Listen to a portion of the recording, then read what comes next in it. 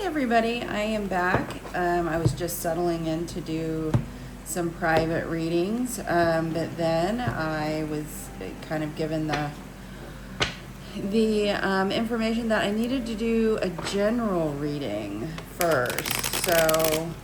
And then I was led to this particular deck, which is not the one I usually use, but it is one of my favorite ones. It's the Tarot de la Nuit. I think they also have oracle cards too, but I just think they're very beautiful, but they are kind of on the darker side. So I don't know if there's some people who are watching that are going through some darker stuff. But yeah, let's just go ahead and get started. All right, what is it that the viewers need to know? What is the topic that we need to talk about? What is it that the viewers need to know right now? What is it that needs to be talked about?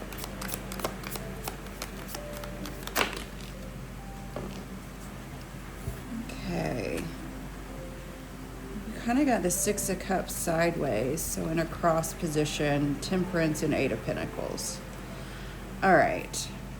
So this is having to do with some things from the past,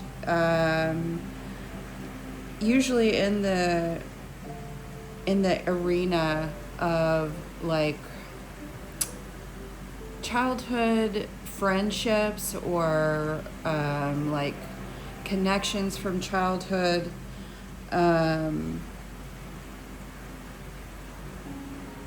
it seems like there's been a lot of work put into finding some kind of balance or some kind of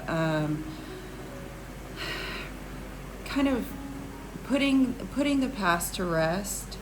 There's been a lot of attempts to make peace with the past and move forward. This has been like very intentional work with the Eight of Pentacles coming out. This is about being diligent in your work to produce something or achieve something. And with the Six of Cups crossing and the Temperance card, let's talk about Six of Cups crossing first. Six of Cups is about, it's kind of like looking back on childhood, kind of a reference to maybe nostalgic times or things that have happened in the past, but kind of looking back on them from the viewpoint of a later, like your current present self. It's not like you are inside of the experience of the event. It's not like you are experiencing the childhood events, but it's like you're looking back on them, and it's kind of a little bittersweet energy. But this coming out with the Eight of Pentacles says that you have been working on this. So this might be something that you're going in therapy for, or you're talking to your friends about, or you're just internally trying to come to terms with a relationship from your past that maybe is, linked to your childhood era, or just like an old soul connection. And then the Temperance coming out is like this desire to have a balanced understanding, to see eye to eye, to kind of put things at ease, to have a nice flow. So that's what we're going to be talking about today. And I just want to acknowledge, like, if you are doing this kind of work, it does flow. And I want to kind of bring in the Temperance card with this message. There is a back and forth. I mean, Temperance is the balancing of these kind of ups and downs and creating something new. So if you are going through this, like, I just want to, validate for you that this can be very up and down. It can be like if you are working on things from your childhood or trying to understand things that have happened to you and you want peace and you want to move forward, there's going to be times when that's easier than at other times. And unfortunately, some things that have happened in childhood you won't necessarily ever get over, but you can come to better understanding of yourself and come to the rescue of yourself. That's what's going to help you in navigating, past childhood trauma. Because when past childhood trauma comes up, what's happening is the child version of you that was traumatized, and trauma meaning being left alone when big emotional events happen and no one was there to help you sort it out. That's what causes trauma. So whenever these things happen in childhood, a childhood piece of you, that part of you that experienced that, is broken off and kind of separated. It's in your energetic body, in your field, and you carry it with you. And what it's doing is replaying. It's kind of like, if you can imagine like an encapsulated like time or event, like a movie. Like in this little bubble, there's a movie playing, and it's replaying and replaying and replaying. And it is that part of you that broke off to try to understand it, to try to find, I don't know what the right word is. There's a Freudian word, and it's escaping me. I'm sure some of you are like yelling it out.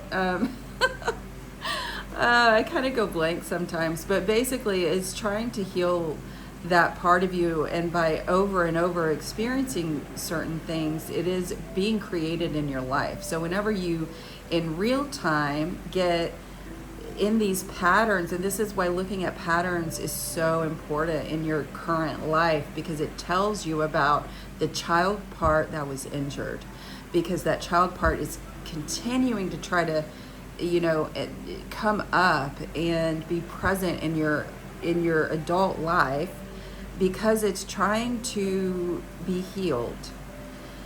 And so when you're doing this work, there's going to be times when this comes forward, this part of you, and you're noticing in real time the trigger. And that's really what a trigger is. Whenever the child part of you that was traumatized, or the traumatized part, it doesn't have to be a child part. I mean, we can experience trauma at any time. We can have big events happen to us and feel alone in processing them at any stage in our development. We focus on the childhood parts a lot in psychotherapy because they set us up for patterns of thinking and believing and behaving as adults. And so when, usually when we have somebody come in for therapy, we want to know about these patterns because it can link us back to events that happened in childhood. And by focusing on that, we kind of release the core wound. So, if you are going through this, if you are really doing some diligent work on what's happened and you are seeking peace, which I am getting from you guys, this is not a victim energy. I just want to say that. And I want to draw, a distinction between being playing a victim and being victimized. All right. These are two different things. And I think a lot of times, especially people who are seeking healing, avoid looking at their victimization because they don't want to be labeled as a victim. So being victimized is real. It is important. It's necessary to look out, and it's so important to come to not hide it and to not overlook it and to not come down on yourself and being like, well, that happened blah blah blah years ago, why can't you get over it? Absolutely not. I mean, that is a self-victimization pattern. And by looking at it, you are assuring yourself that you will not be playing a victim in the future. I don't know if that makes sense. But, on the other side of that, playing the victim is about using your past as an excuse to not move forward in your life. That is completely opposite than somebody actively like digging into their past or being honest about what happened to them and working through it in order to move forward. Playing a victim is using your past as an excuse as to why you are not moving forward, or why you can't move forward. And there's no shame in that either. You know, I just want to put this out there to you. If you are going through this and you are, you know, revisiting some things that happened in your past or your childhood, and you're finding it hard to take active steps towards what you want to achieve, that is normal. That is absolutely normal. And I just want to, you know, send, you know, love and understanding and compassion to you, because that is a necessary part of healing. Because what's happening is a part of you is coming up in defense of yourself. And good. Someone needed to come up and defend you when you didn't have a defender. And so this is all in the process. Don't come down on yourself for how long it's taking. We've all been there. It is a function of being human. So I think somebody needs to hear that. I'm trying to make these a little bit shorter so people can kind of listen and not have to take an hour out of their day to get the message they needed to hear, but I do get a little long-winded. All right, is there anything else that the viewer needs to hear to validate them, or let me ask this. What will help them? What will help the viewer? What kind of energy will the viewer need to step into in order to help them through this? 7 of Pentacles and 8 of Cups. Oh, this is beautiful. All right. You need to know that the work you have done, the investment you have made in yourself, all of this stuff that you've been doing is out of love for yourself. This is an opening into the greatest, most fulfilling love you will ever know. And the work that you've done will result in greater love for yourself, which in turn equates to greater love in your life. Don't be, you know, I can't tell you not to be anything, but your guides and God and your higher, you know, guidance system wants you to know that the work you have done is not going unnoticed.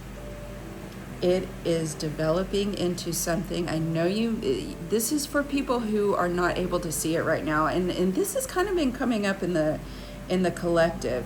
There is going to be a reward here, and the reward is more self-love. And I have to put it that way. I mean, it could be finding love outside, like a loving relationship.